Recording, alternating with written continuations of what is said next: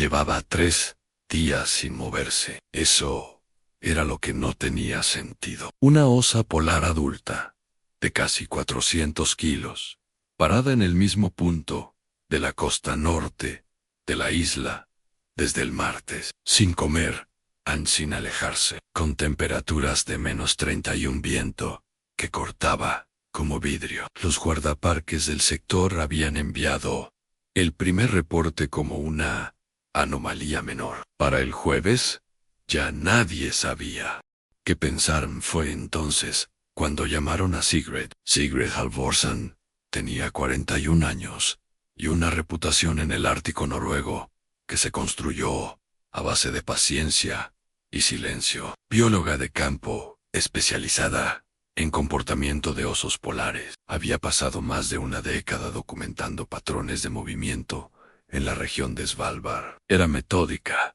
fría en el análisis, precisa en sus conclusiones. También era alguien que no había vuelto al campo desde hacía 16 meses, no por elección, después de perder a su compañero de expedición en un accidente sobre el hielo marino. Sigrid había pedido traslado a labores de oficina. Analizar datos era más seguro. No había que tomar decisiones en segundos. No había consecuencias que cargar de por vida, pero nadie más conocía ese tramo de costa como ella. El helicóptero la dejó a 2 kilómetros del punto marcado en el mapa. El resto tendría que hacerlo a pie, con el equipo de observación y la estricta instrucción de no intervenir. Solo observar, solo reportar. El viento azotaba en ráfagas irregulares.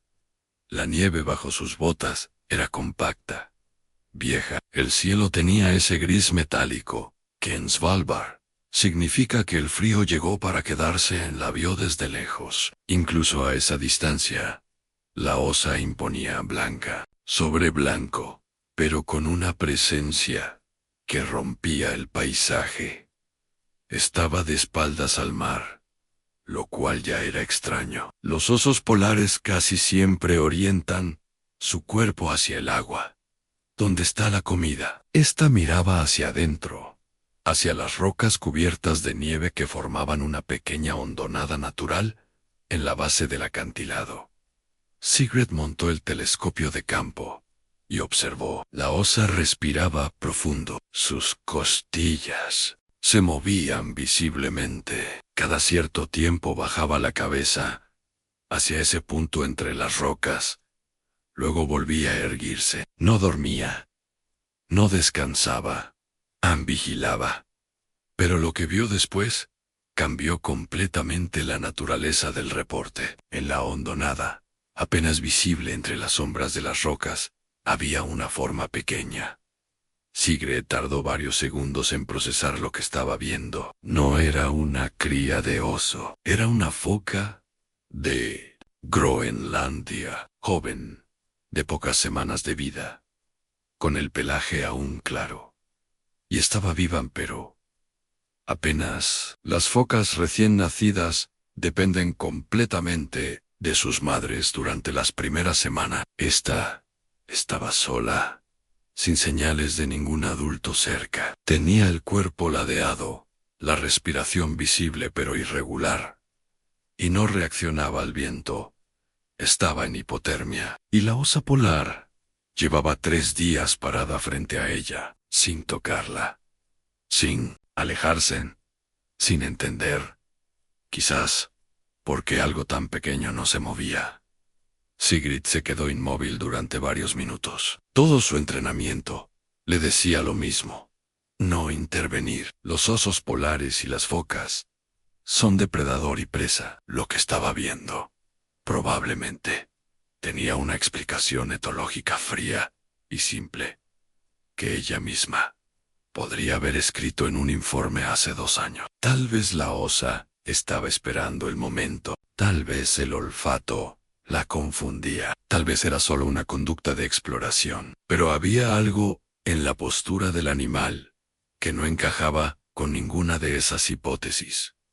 La osa no acechaba. No había tensión en su cuerpo.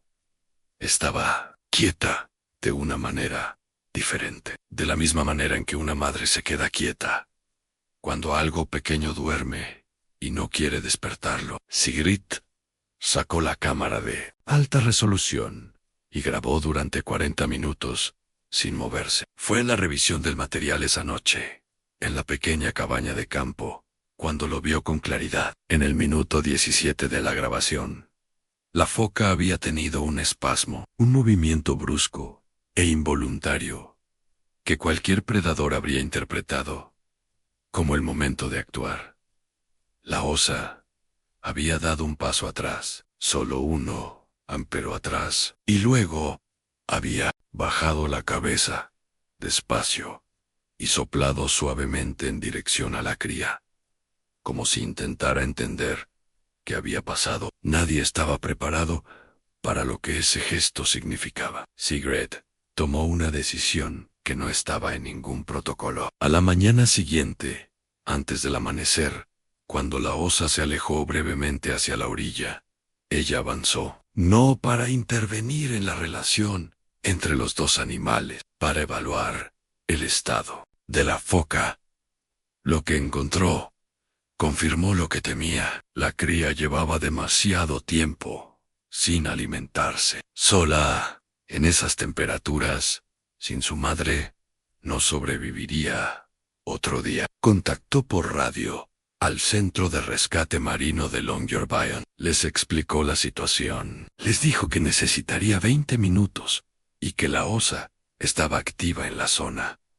Hubo silencio del otro lado. Luego, entendido, enviamos equipo.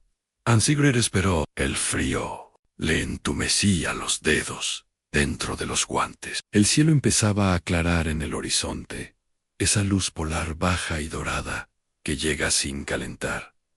Escuchó los pasos de la osa volviendo. Se quedó donde estaban. El animal la vio. Se detuvieron mutuamente. 2 respiraciones visibles en el aire helado. Ningún movimiento. Sigrid sabía que debía retroceder. Sabía que el protocolo, la lógica, la supervivencia, todo señalaba en la misma dirección.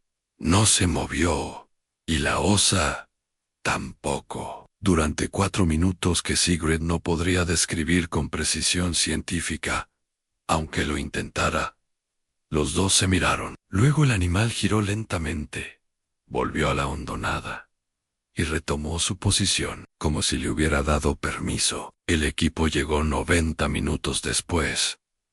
La extracción de la foca fue rápida y silenciosa. La osa observó desde una distancia de unos 30 metros. No cargó, no vocalizó. Solo miró cómo se llevaban a la cría en una camilla portátil de emergencia. En el centro de rescate, la foca tardó 4 días en estabilizarse. Tenía deshidratación severa y el principio de una infección pulmonar, pero sobrevivió. 6 semanas después, en una mañana de marzo, con el sol ya visible sobre el horizonte por primera vez en meses, la devolvieron al mar en un punto controlado de la costa.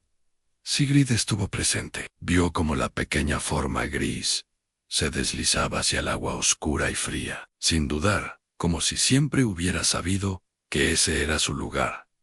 Se sumergió y no volvió a salir. Sigrid guardó la cámara en su mochila. Adentro, junto a los equipos, llevaba también una foto pequeña y gastada. Su compañero de expedición, sonriendo frente a un paisaje exactamente igual a este. La había cargado durante 16 meses, sin saber muy bien para qué. Esa mañana la sacó, la miró y la volvió a guardar, pero esta vez sin el peso que siempre la acompañaba, porque había entendido algo que ningún dato de campo podría haberle enseñado.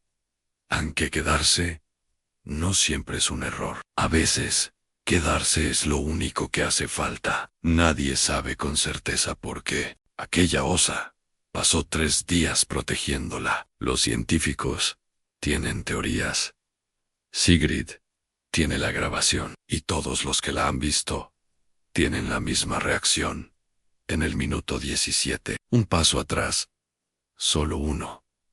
Pero atrás. Si esta historia te hizo sentir algo que no esperabas, suscríbete a Frozen Hearts, Wild Lie. Aquí contamos las historias que el Ártico guarda en silencio.